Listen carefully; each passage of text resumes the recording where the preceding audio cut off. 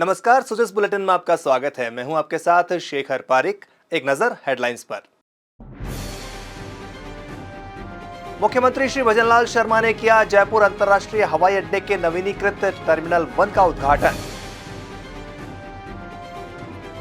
राजस्थान विधानसभा उपचुनाव के तहत 7 विधानसभा क्षेत्रों के लिए 94 अभ्यर्थियों ने किए नामांकन प्रस्तुत। संवीक्षा 28 अक्टूबर को, नाम वापसी की अंतिम तिथि 30 अक्टूबर।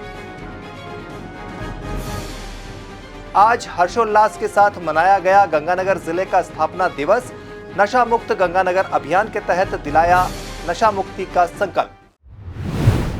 अब खबरें विस्तार से। मुख्यमंत्री श्री भजनलाल शर्मा ने आज जयपुर अंतर्राष्ट्रीय हवाई अड्डे के नवीनीकृत टर्मिनल 1 के उद्घाटन समारोह में शिरकत की।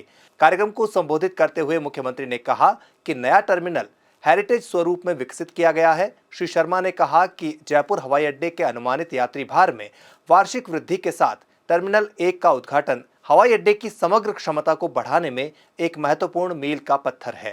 साथ ही इससे यात्रियों के लिए समग्र सेवा गुणवत्ता में सुधार होगा। इस अंतर्राष्ट्रीय टर्मिनल का लोकार्पण हमारे प्रदेश के विकास में निश्चित रूप से उन्नति का प्रतीक है।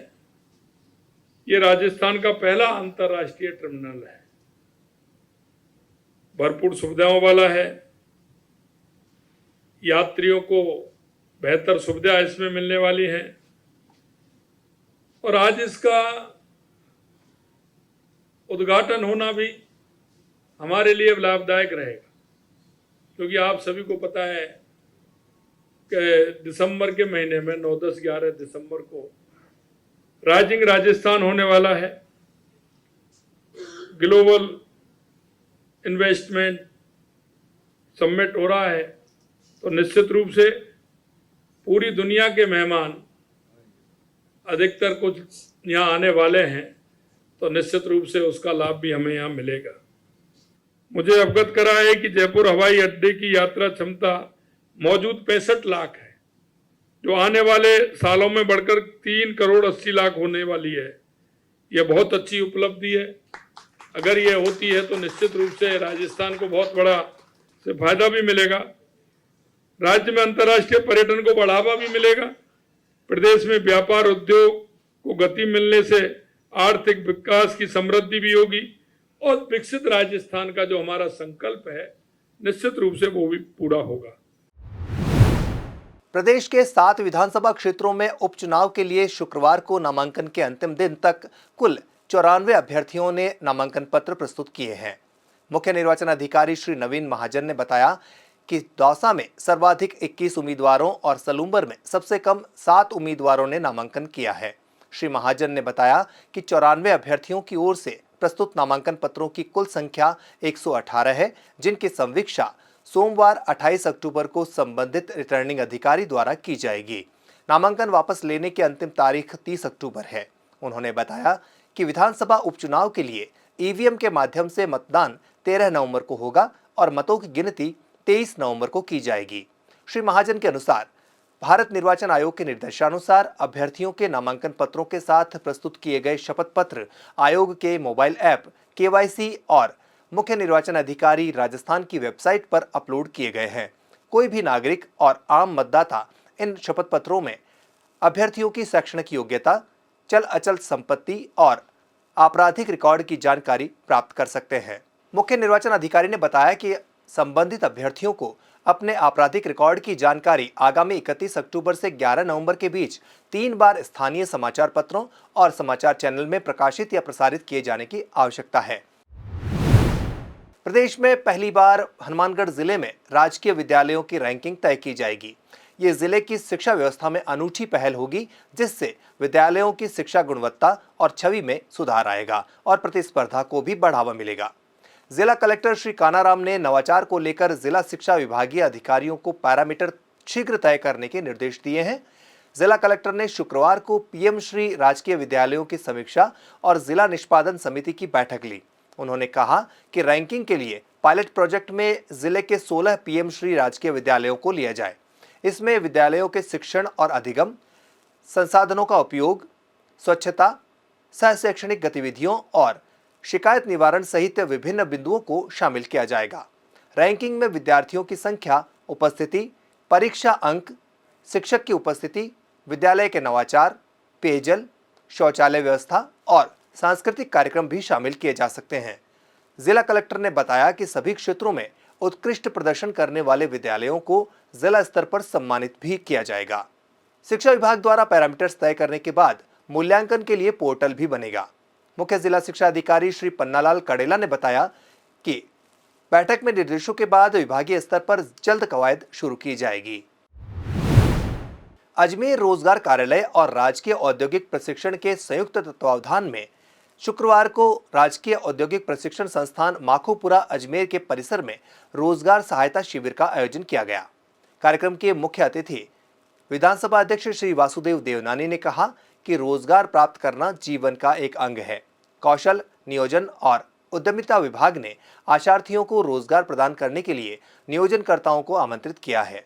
इस विभाग ने नियोजनकर्ताओं और आशार्थियों के मध्य समन्वयक का काम किया है। विधानसभा अध्यक्ष श्री देवनानी ने कहा कि राज्य सरकार 5 लाख युवाओं को रोजगार देगी। करीब 1 लाख पदों की विज्ञप्तियां जारी की जा चुकी हैं। उन्होंने कहा कि आज हमारे देश में रोजगार की कमी नहीं है। विभिन्न ऐसे निजी संस्थान और उद्योग हैं जहां युवा अपने स्किल के द्वारा रोजगार प्राप्त कर सकता है। नीमराना के राजविलास होटल में जिला स्तरीय राइजिंग राजस्थान समिट कार्यक्रम का आयोजन हुआ, जिसमें 10,280 करोड़ के 122 MOU हस्ताक्षरित किए गए, जिनसे 12,800 लोगों को प्रत्यक्ष और अप्रत्यक्ष रूप से रोजगार मिलेगा। जयपुर ग्रामीण सांसद श्री राव राजेंद्र सिंह ने कहा कि भौगोलिक दृष्टि से राजस्थान सबसे बड़ा प्रदेश है तथा भौगोलिक परिस्थितियों को ध्यान में रखते हुए उद्यमी रोजगार का सृजन करते हुए विकसित भारत तथा विकसित राजस्थान की संकल्पना को साकार करने में अपनी अहम भूमिका निभाएं।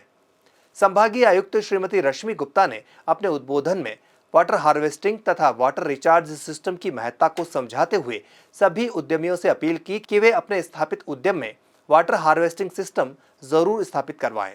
उन्होंने कहा कि पानी की एक एक बूंद को सहेजना तत्कालीन परिस्थितियों के लिए अत्यंत आवश्यक है।